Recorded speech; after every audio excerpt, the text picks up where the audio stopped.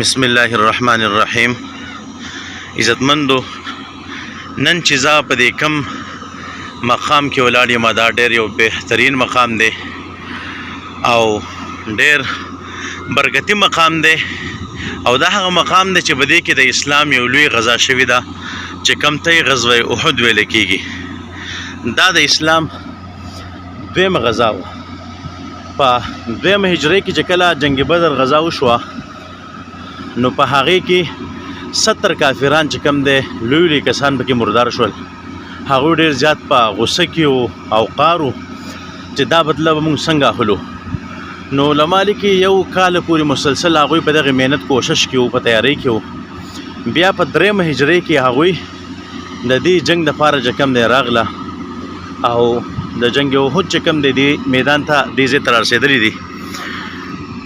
مسلمانان چې کله خبر شول، نبی علیہ الصلوۃ والسلام د صحابه کرامو سره مشوره وکړه په مسجد نبوي کې. نو نوجوانانو ویل چې مونږ لږ د دغې ځای نه لږ بهر د حدود طرف ته چې کوم دی دا غذا کول غواړو. د نبي صاحب خپل رای دا وه چې په دغې ځای کې وکړی شي د مسجد نبوي خوا او شا کې، نو ښه به وي، ډېر لرې لاړ نه شو. خو بهرحال نبي علیہ الصلوۃ والسلام کور ته ورغی او هغه چې کوم د جنګ سامان وغیره هغې واغوستل، واپس راووتو. صحابه کرامو دا سوچو که څه نبی علیہ الصلوۃ والسلام خفه شو، مونږه د هغې د خوښې نه بل خبره وکړه. دوی ورته وفرمایل چې د الله رسول چې ستا څنګه په هغه شان وکړه. نبي اسلام فرمایل الله د نبي دپاره دا مناسب نه دی چې یو پیر هغه تیاری وکړي او بیا سامان واپس کړي. راځئ چې ځو. نبی علیہ الصلوۃ والسلام او صحابه کرام هغوی بیا په درېیمه هجرۍ کې په 6 شوال د جمعې په ورځ باندې هغوی راوتي دي. لکه عام طور باندې د بلوغت نه چې کوم ښکته عمر والا دي نو هغوی د جنګ نه واپس کولی شي. په دې کې واحد 2 صحابه کرامو چې هغوی نبی علیہ الصلوۃ والسلام په جنګ کې هغه پرېښودي وو. یو حضرت رافع بن خدیج رضی الله تعالی عنه، یو حضرت سمره بن جندب رضی الله تعالی عنه. رافع بن خدیج رضی الله تعالی عنه چونکې هغه په ویشتلو کې ډېر ماهر و، په دغې غشو ویشتلو کې نبی علیہ الصلوۃ والسلام په کم عمر کې هغه اجازه ورکړو. بیا حضرت سمره بن جندب رضی الله تعالی عنه فرمایي د الله رسوله زور سا پرځول وکم زه راغورځولی شم دا، نو چې دله اجازه ورکوي نو مال ولې نه راکوې. نبي اسلام ډېره ښه د وخندله، ورشئ چې هغوی دغه مقابله کوله نو واقعي دغه حضرت رافع بن خدیج رضی الله تعالی عنه راوغورځو. نو نبی علیہ الصلوۃ والسلام حضرت سمره بن جندب رضی الله تعالی عنه تم دغه مقرر کړه چې تم په دې جنګ کې شریک شه. بهرحال د دې واقعه ډېر زیات تفصیلي ده.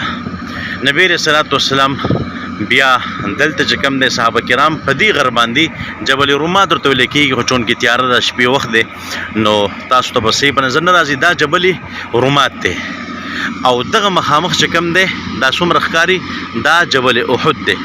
د دې غر په باره کې راځي نبي اسلام فرمایي ان احدا جبل یحبنا ونحبه.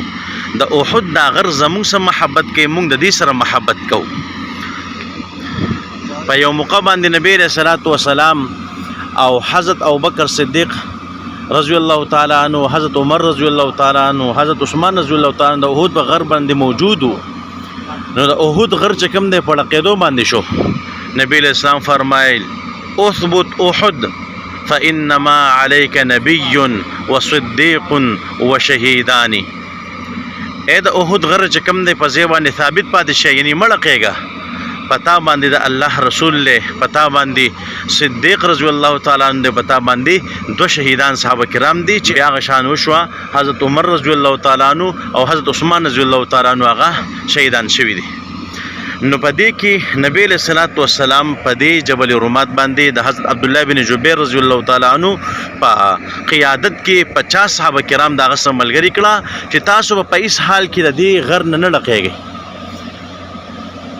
د حضرت عبدالله ابن جبیر رضی الله تعالی عنہ په قیادت کې دغه 50 صحابه کرامو، خو چې کله کافرانو ته دیو شکست ورکو نو دیو په مال غنیمت پسې بیا د دې غر نه ورښکته شول. حالانکه دغه صحابي ورته ویلو چې مزه یې نبي علیہ الصلوۃ والسلام منع کړي، خو بیا هم دی ولاړه. نو حضرت خالد بن ولید رضی الله تعالی عنہ په هغې طرف کې زه به تاسو ته کوشش کوم در وښیم، هغه شا طرف چې کوم دی په دغې طرفونو باندې بیا داسې ویل کېږي چې راغلی دی چې صحابه کرام د دې ځای نه ښکته ورکوشو نو هغوی په داسې طرف باندې بیا راغلی دی او په دې صحابه کرامو حمله شوې ده او د هغې سره چې کوم دی بیا ډېر نقصان رسېدلی شوی دی 70 پورې صحابه کرام چې کوم دی شهیدان شوي دي. دغه رنګې چې کوم دی په دې جنګ کې بوډاګان هم شریک شوي دي. یو صحابي دی عمر بن جموح رضی الله تعالی عنه په خپه باندې هغه ګوډو د هغې زامن په دې غذا کې شریک کېده. زامن ورته ویل چې ته په خپه باندې ګوډې عمر دې سوا دې مه شریک کېږه. هغه نبي علیه الصلاة والسلام ته شکایت وکړو د الله رسول زما زامن ما نه پرېږدي. نبي اسلام ورته فرمایل پرېږدئ. نو هغه رنګ یې هغه کور ته لاړو د خپل بیبي نه اجازه واخیستو او بهرحال له شهادت دعاګانې غوښتلې دي. بیا په دې جنګ کې دغه صحابي هم شهید شوی دی. دغه رنګې حضرت حمزه رضی الله تعالی عنه هم په دې جنګ چې کوم دی هغه شهید شوی دی. واقع داسې وه وحشي ابن حرب هغه دا یو غلام و د جبیر چې کوم دی دا غلام و هغې اقا و د هغه تره چې کوم دی په جنګ بدر کې هغه مړ شوی و. دغه رنګې د هندي پلار عتبه هم په جنګ بدر کې هغه مړ شوی و مردار شوی و. دغې دواړو صلاح وکړه او ده ته وویله که چېرې تا حمزه رضی الله تعالی عنه په دې جنګ کې چې کوم دی په جنګ احد کې شهید کو مونږ به تا آزادم کو نور به م انعام درکو. نو دا په دغې لالچ کې راغی او حمزه رضی الله تعالی عنه په دې میدان کې ښه مضبوط جنګېدو. په آخر کې دا ورته په یو ځای کې پټ شوی و او په هغې باندې ګزار وکړو چې هغه د دې نوم نه لاندې ولګېدو په دغې ځای باندې او د هغې سره هغه بیا شهید شوی دی. او بیا په آخر کې هنده دومره ظلم دی کړی دی چې هغه راغلی وه او تر دې چې د هغې هغه بدن یې هغه اوسېرلو زړی ول راویستو د هغې چې کوم د هغې مسله شوې ده د هغې غوږونه د هغې پوزه د هغه چې کوم دی دا بدن هغه ټوکړې ټوکړې شوی دی. نو دغه رنګې حضرت حمزه رضی الله تعالی عنه ته په دغې لحاظ سره سید الشهدا ویل کېږي او دغې مقبره تاسو کتلی شئ چې کوم دی په دغه کې د حضرت حمزه رضی الله تعالی عنه قبر موجود دی. دغه رنګې چې کله بیا جنگ ختم شو نبی علیه الصلاة والسلام بیا تلو بنو دینار یو زنانه وه چې د هغې زوی هم په دې جنګ کې شهید شوی و خاون هم شهید شوی و او د هغې ورور هم شهید شوی و. خلکو هغه ته ویل چې ستا زوی ورور خاون شهید شوی دی. هغه ورته فرمایل وایي د الله رسول څنګه دی. نو خلکو ورته وفرمایل چې د الله رسول خو چې کوم دی هغه په خیر خیریت سره دی وایي چې هغه ښایي وایي بیا هېڅ پروا نشته دی. دومره د هغې زنانه حوصله اوچته ده. دغه رنګې یو صحابي اسیرم عمر بن ثابت رضی الله تعالی عنه دا په دې جنګ کې چې کوم دی هغه شریک شو او مسلسل چې کوم دی په کافرانو باندې حمله کوله. نو صحابه کرام ورته وایي چې تا خو ایمان نه دی راوړی ته د خپل قوم دپاره جنګېږې او که تا د مسلمانانو د غلبې دپاره جنګېږې. هغه ورته فرمایي زه د مسلمانانو د غلبې دپاره جنګېږم.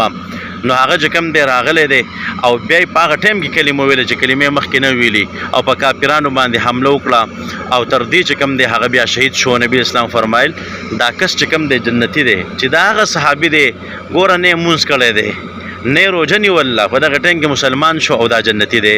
اسیرم عمر بن ثابت رضی الله تعالی عنه د دغې نوم دی. دغه رنګې غسیل الملائکه حضرت حنظله رضی الله تعالی عنه هغه چې کوم دی نوی واده کړی و کله د مسلمانانو جنگ او د اواز د هغې په غوږونو باندې ولګېدو نو فوراً چې کوم دی را روان شو په دې جنګ کې شریک شوی دی تر دې پورې چې بیا په دې جنګ کې غسیل الملائکه حضرت حنظله رضی الله تعالی عنه شهید شوی دی. د دې وجې نه هغې ته غسیل الملائکه ویل کېږي چې فرشتو هغې له چې کوم دی غسل ورکړی و او د هغې نه چې کوم دی اوبه بهېدلي. نو په دغې لحاظ سره چې کوم دی دغه صحابي هم په دې جنګ کې شریک شوی دی او دغه چې کوم دی شهید شوی دی. حضرت سعد بن ابي وقاص رضی الله تعالی عنه هغه د نبی علیه الصلاة والسلام خواته و یو حضرت طلحه رضی الله تعالی عنه چې دیو مضبوط چې کوم دی ګزارونه په کافرانو باندې کوله تر دې پورې چې حضرت سعد رضی الله تعالی عنه هغه لاس پکې چې کوم دی هم شل شو. او دا هغه صحابي دی چې نبی علیه الصلاة والسلام خپل مور پلار د ده لپاره د قربانۍ خبره کړله چې زما مور پلار به تا باندې قربان وي ای سعد چې کوم دی ته ویشتل کوه. دا وایي د هغه صحابي دی. او دغه رنګې بیا چې کله د هغه لاس شل شو نو د ده ورور چې کوم دی عتبه ابن ابي وقاص هغه به نبی علیه الصلاة والسلام باندې ګزار وکړو تر دې چې د نبی علیه الصلاة والسلام غاښونه مبارک چې کوم دی هم شهیدان شول او ورسره چې کوم دی لاندې شونډې چې کوم دی هم شهیده شوه. دغه رنګ یو بل کافر په نبی اسلام باندې بیا ګزار وکړو د هغې چې کوم دی دا اوږه مبارکه چې کوم دی هم هغه زخمي شوه. حضرت مصعب بن عمیر رضی الله تعالی عنه د نبی علیه الصلاة والسلام دا هم شکل صحابي راتلو چې کله دا شهید شو نو د کافرانو आवाज شت کو چې موږ نبی اسلام شهید کو. په دغه وخت کې صحابه کرام داسې ګډوډ شول چې نبی صلوات والسلام شهید شو. نو بیا نبی صلوات والسلام یو ځای کې صحابه کرام ورته راغون شول، هغوی ته پته ولګېد چې نبی اسلام ژوندی دی. په دې کې چې کوم دی ابو سفیان आवाज وکړو چې آیا محمد صلی الله علیه وسلم هغه ژوندی دی؟ نبی صلوات والسلام صحابه کرام ته فرمایل تاسو ورته سم وایئ. بیا هغه فرمایل چې ابن ابي قحافه چې کوم دی هغه په تاسو کې ژوندی دی. نبی صلوات والسلام ورته فرمایل چې تاسو ورته سم وایئ. بیا د ابو سفیان ویله چې آیا عمر رضی الله تعالی عنہ په تاسو کې ژوندی دی؟ نبی صلوات والسلام فرمایل چې سم وایئ. ابو سفیان ویل چې بس دا ټول چې کوم دی هغه ختم شوي دي. حضرت عمر رضی الله تعالی فرمایل چې نه، مونږ ټول چې کوم دی ژوندي یو او ته چې سوې دا خبره غلطه ده. دغه رنګ بیا ابو سفیان دا هم ویلی دی چې اعلو هبل، یعنی هبل چې کوم دی دغه بوتو چې کوم دی دا اوچت شو، د غلبه حاصل شوه. نبی اسلام فرمایل تاسو ورته په جواب کې فرمایي چې الله اعلی و اجل، الله رب عزت چې کوم دی هغه اوچت دی، هبل بوت چې کوم دی اوچت نه دی، الله اعلی و اجل. بیا ابو سفیان ویلا زمون د فار عزا دی، ستاسو د فار عزا بوت نشته دی. نو نبی اسلام فرمایل ورته فرمایي چې الله رب عزت زمون مولا دی، ستاسو مولا نشته دی. بیا ابو سفیان ویلا چې بس دا د جنگ بدر بدلوه او خلاص شوه، په جنگ احد کې د خلاص کړه، هر څه برابر شو. عمر رضی الله فرمایل چې نه، زمونږه دا جنگ احد شهیدان دا په جنت کې وي او ستاسو جنگ بدر چې کوم مړي دي نو هغه په جهنم کې وي. خبر چې کوم دی یو شانتي نه ده. نو بهرحال بیا په آخر کې نبی علیہ الصلوۃ والسلام چې کوم دی هغه حضرت علی رضی الله عنه فرمایل وای ته چې کوم دی پاسه او ته وګوره کچری دغه کافران چې کوم دی هغوی په اسونو باندې سواری مدینه منورې طرف ته چې کوم دی زی نو دیو جنگ کې نو موږ د دیو چې کوم دی مقابله کوو بیا پرېږدونه، او که دیو چې کوم دی په خوانو باندې ناس وي نو یعنی دیو بیا چې کوم دی مکې مکرمې طرف ته زی بیا به دیو جنگ نه کوي. نو حضرت علی رضی الله عنه چې کوم دی وکتله نو هغوی چې کوم دی په خوانو باندې ناسو او روانو چې کوم دی هغه مکې مکرمې طرف ته تلله. نو بهرحال واقعه ډېره زیاته اوږده ده، تاسو کتلی شئ مخامخ چې کوم دی د احد غر دی خبره جبل رومات، او دا چې کوم دی هغه جومات هم په دې کې دی، او دغه چې کوم دی دا 70 صحابه کرامو هغه مقبره ده، او په دې کې حضرت حمزه رضی الله تعالی عنهم موجود دی او د هغې قبر هم په دې کې شته دی. الله رب عزت دی د دغه صحابه کرامو په نقش قدم باندې موږ روان کړي. وما علینا الا البلاغ.